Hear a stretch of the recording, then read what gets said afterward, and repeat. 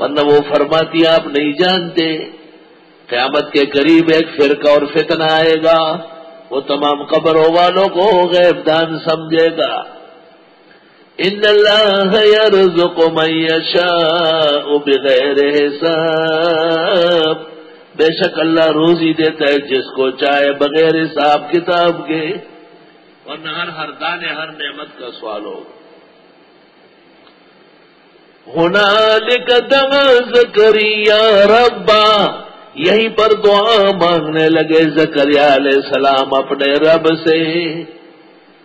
بات سنو، مائی مریم کے پاس کرامت کے طور پر بے موسم میوے آتے تھے۔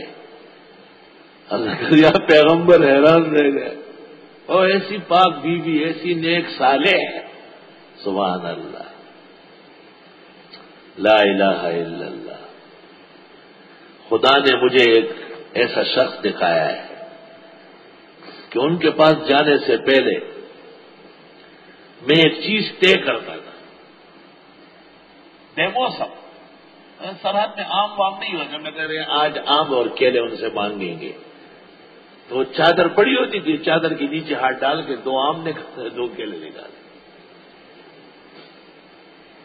ایک دن میں نے سنا کہ میں نے بریانی دیکھی نہیں تھی، کھانا تو چھوڑو دیکھی نہیں تھی۔ میرے پاس یہاں ایک مہمان آیا، 1 مہینہ رہا، ہر کھانے میں بریانی ہوتی۔ جب جانے لگا تو کہہ رہا استاد وہ کراچی کا بریانی تو کہہ رہا میں جہاں یہ بریانی ہے، میں خدا کنور سے بے جانا نہ غریب، خود نہیں کھاتے تھے بالکل، سفید کپڑے سفید پگڑی، اور ہم وقت آگ جلائے رکھتے تھے، ایک چھوٹا سا کھڈا تھا اس میں آگ جلا کے بیٹھے رہتے تھے۔ لوگ سمجھتے نہیں تھے، لوگ ان کو مجوسی کہتے تھے، غریب بزرگ کو۔ میری والدہ صاحبہ بہت بیمار تھی، میں نے ان سے دعا کی درخواست کی، تو پھر والدہ جس دن فوت ہوئی میں ان کے پیچھے گیا، وہ نہیں تھے وہاں۔ 2-3 سال بعد ایک اور گاؤں میں ملے، میں نے کہا آپ تھے نہیں، میری والدہ فوت ہوئی، جنازہ پڑھ لیتے، تو کہنے لگے ہماری چلی نہیں تو پھر کیا منہ دکھاتا آپ، ہماری چلی نہیں پھر آپ کو کیا منہ دکھاتا ہے؟ کہ جب مجھے یقین ہو گیا کہ یہ حادثہ ہونے والا ہے تو میں بھاگا وہاں۔ پاکان لوگ، اللہ ان کی عزت رکھتا ہے۔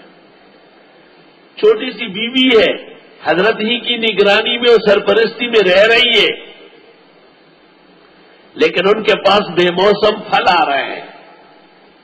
ہمارے بزرگ اور مخدوم مولانا عبدالرزاق اسکندر نے دور حدیث کے طلباء کو کہا نا کہ ممکن ہے تم میں سے کسی کو یہ مقام اور مرتبہ ملے، پھر ہمیں بھی اپنے ساتھ جنت لے جاؤ۔ ہمارا بھی خیال رکھنا ہوا۔ آپ کو بھی یہ نصیحت کرتا ہوں اور درخواست بھی کہ جب آپ کو بروز قیامت آسانی سے اور عزت سے اجازت ملے تو ہمارا بھی خیال رکھنا۔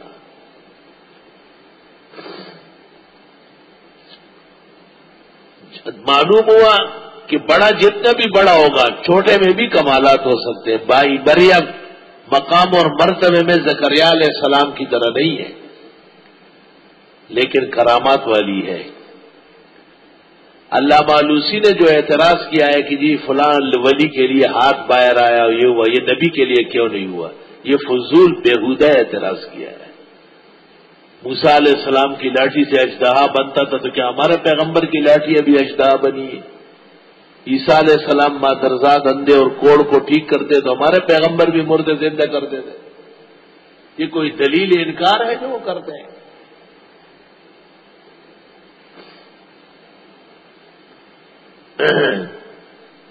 کرامت الولی حق فی حیاتہ وکذا بعد مماتہ۔ کرامت الولی لا زر ولی، ولی بنو تب کرامات ہوگی۔ مولانا عبدالشکور دین پوری آئے تھے، میں نہیں تھا، کہتے ولی بہت دیکھے جینے چاہ آج زر ولی کو دیکھا ہوں۔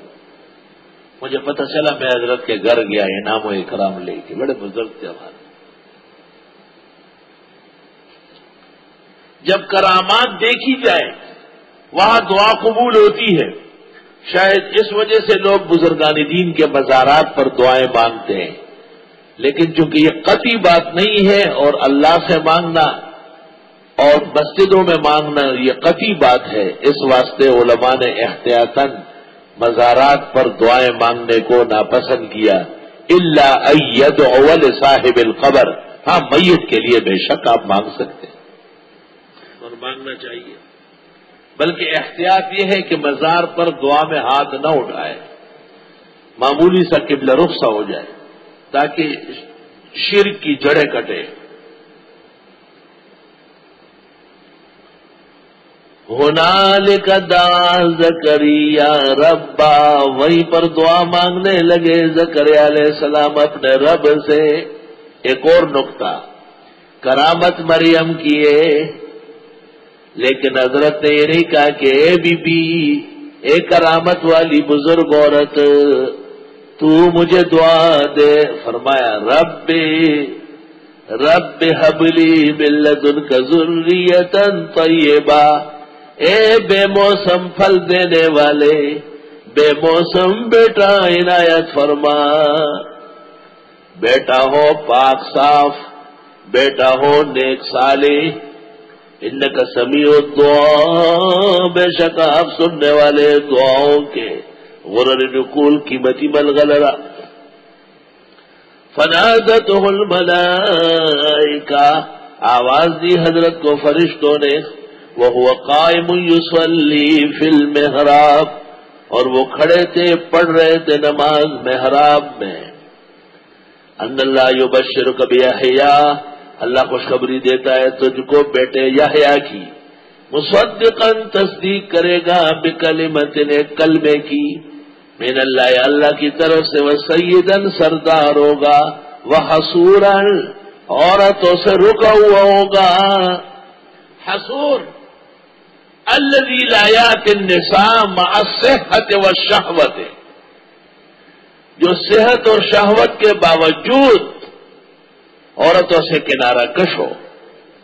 کسی ظالم نے، کسی بد تہذیب نے، کسی تفسیر کے سے محروم تحریف کے مرتکب نے حصور کا معنی خنثی سے کیا ہے، وہ ظالم ہے، وہ بد نصیب ہے جس نے بھی یہ ترجمہ کیا ہے، کیونکہ حصور کا معنی انبیاء معیوب نہیں ہوتے، اٹے کٹے خوبصورت، لیکن مزاج نہیں تھا کہ عورتوں کے ساتھ بیٹھے ہیں تو کیسی ہے، یہ مزاج نہیں تھا۔ بعض لوگ ایسے ہوتے ہیں بہت زیادہ زن پرست ہوتے ہیں، بعض لوگ بہت مستغنی و تباہ ہوتے ہیں۔ ہمارا ایک ساتھی ہے، وہ جو گھر والی سے بات کرتا ہے اور ہنستا ہے، یقین کرو ہنسی ختم نہیں ہوتی، میں حیران ہوتا ہوں کہ اس کو ہوا کیا ہے، سبرشان خان دیگر، اور یہ میرے سامنے حال ہے تو گھر میں کیسے ہو، اور یہ اب یہ حال ہے تو پہلی راتوں میں کیسے ہو۔ اب مجھے ترجمہ سمجھ آ گیا حصور کا، کہ آدمی سنجیدگی سے رہے، مردانگی سے رہے، ہر کام کا اپنا وقت ہوتا ہے۔ خندادا سے کئی جگہ سر خبر گئی تو وہ بس صرف دے دنیا کی ہے خزر